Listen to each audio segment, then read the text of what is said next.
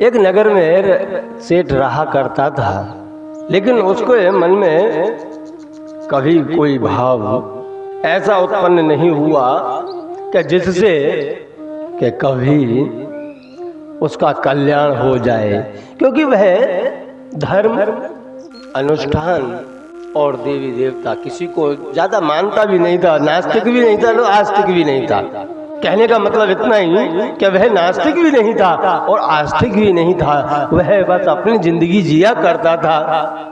एक समय ऐसा आया कि गांव के अंदर किसी ने कथा का आयोजन किया। पूरा गांव बड़े ही प्रेम से राम कथा सुनने के लिए जाता और ऐसे करते करते 8-8 दिन निकल चुके। लास्ट का दिन एक ही बाकी रह गया।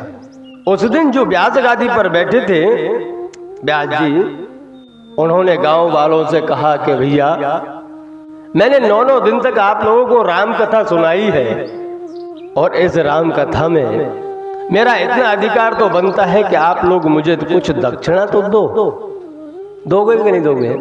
अगर कोई राम कथा कर रहा है और उसका समय पूरा हो तो आप उसको दक्षिणा दे करके विदा करोगे। उसी प्रकार उन शास्त्री जी ने कहा कि भाई मुझे दक्षिणा दोगे कि नहीं दोगे?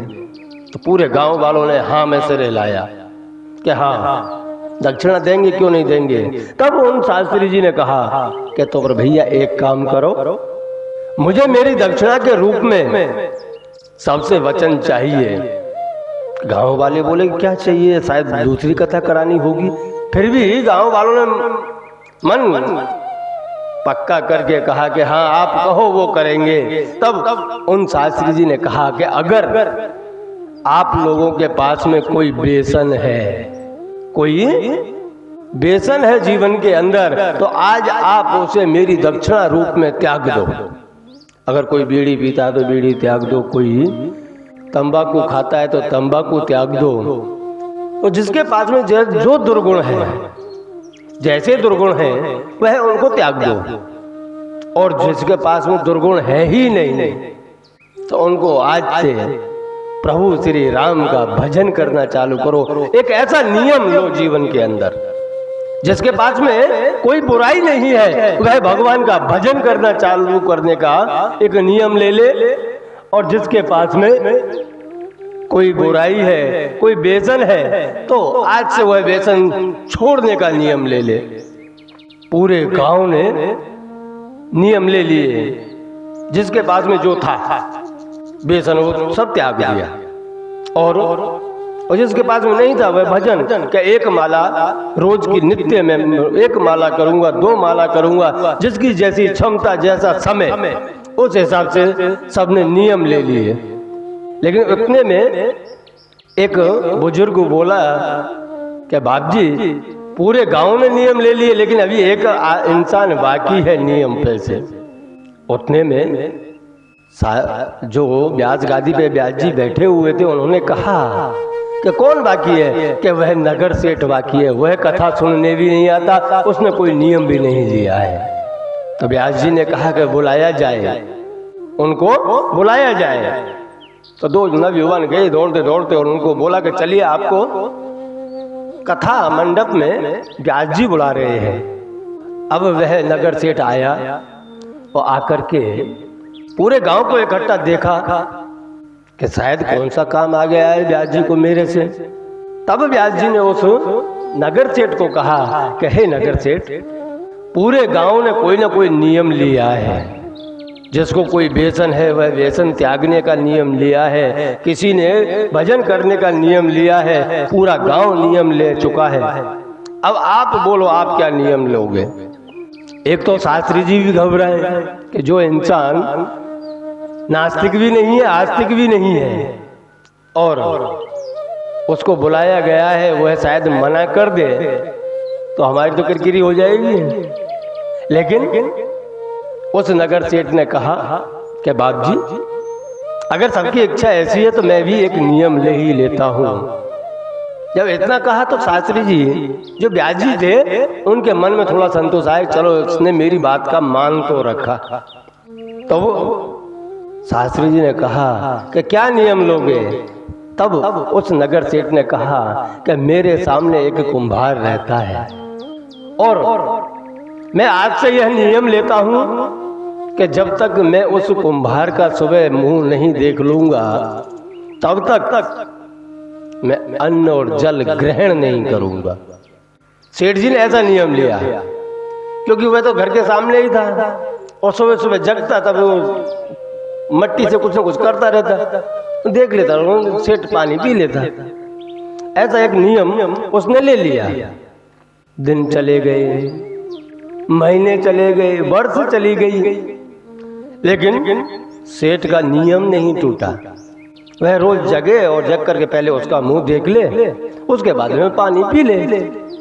ऐसे करते करते 12 वर्ष निकल गई और उन 12 वर्षों में सेठ जी ने कभी नागा नहीं किया, कभी व्रत को टूटने नहीं दिया। नित्य का नियम हो गया। लेकिन एक दिन ऐसा हुआ कि सेठ जी को कहीं बाहर गांव जाना हो गया। वो बाहर गांव गए, सोचा तो था कि शाम तक मैं लौट के आ जाऊंगा, लेकिन किसी कारणवश वह आ नहीं सके। रात को रुकना पड़ गया। अब रात को रुकना पड़ गया, सुबह हुई और सुबह जैसे ही हुई सेठ को विचार आया कि 12 वर्ष से मैं जिस अनुष्ठान को कर रहा हूँ, जिस नियम को पाल रहा हूँ, 12 वर्ष में आज टूट जाएगा। इससे अच्छा है पानी फानी कुछ पियो मत, चलो घर पे पहुंच करके उसका मुंह देख करके पानी पी लेंगे। सेठ उस दूसरे गांव से निकल गया, जल्दी जल्दी घर पे आया तो थोड़ा लेट हो गया पहुंचते पहुंचते। तब तक वह कुम्हार मट्टी लेने के लिए पहाड़ में चला गया, पहाड़ों में मट्टी लेने के लिए चला गया। नगर सेठ ने आके पूछा कि कहाँ गया वो? वो तो मट्टी लेने के लिए गया है। अब तो नगर सेठ जी थोड़े व्याकुल हुए क्योंकि प्यास लग रही थी और 12 वर्ष से जिस नियम को पाल रहा था आज वह टूट जाएगा। फिर उसने सोचा यार उसको तोड़ने से अच्छा है चलो पहाड़ तक चलते हैं, वहां तक जाकर के मुंह देख करके फिर पानी पी लेंगे। तो सेठ जी ने पानी की बोतल हाथ में ली, पहाड़ों की तरफ दौड़ना चालू हुआ। जहां कुम्हार मट्टी निकाला करता था उधर को जाना चालू हुआ। इधर कुम्हार जी मट्टी खोद रहे हैं और मिट्टी खोद रहे हैं, उसी क्षण उनको एक खोदते खोदते सोने चांदी से भरा हुआ एक खजाने का मटका मिला। और उस मटके को निकालने के बाद में उसने विचार किया मेरी पूरी जिंदगी की गरीबी निकल गई, आज मेरी पूरी जिंदगी की गरीबी निकल गई।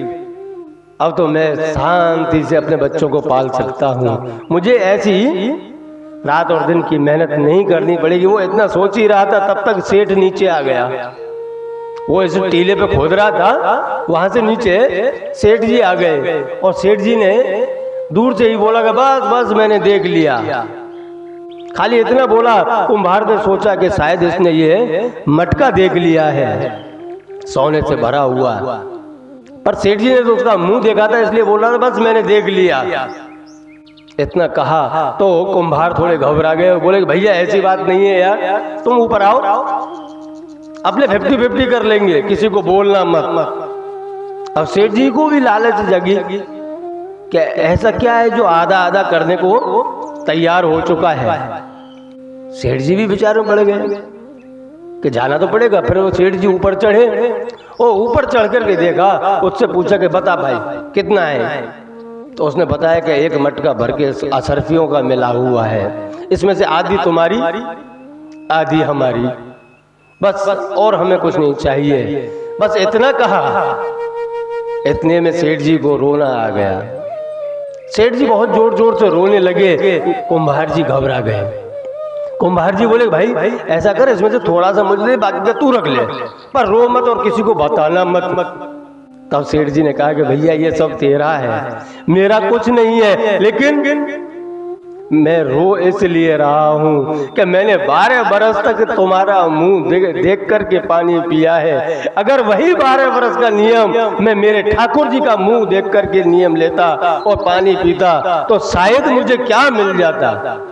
जब तुम्हारे मोहरा देखने से तुम्हारा मुख देखने से मुझे इतनी संपत्ति मिल रही है, तो ठाकुर जी का मुख देखने से मुझे कितनी संपत्ति मिलती। मुझे रोना इस बात का आ रहा है कि मैंने यह जिंदगी ऐसे ही नीलाम कर दी। इसलिए कहते भैया कोई भी नियम लो, भगवान का भजन का नियम लो, तो उसे संपूर्ण श्रद्धा से पालन जरूर करना। और जो पालन नहीं होगा ना तो कोई प्राप्त नहीं होने वाला। इसलिए कोई भी नियम हमारी जिंदगी के मार्ग बदल सकती है।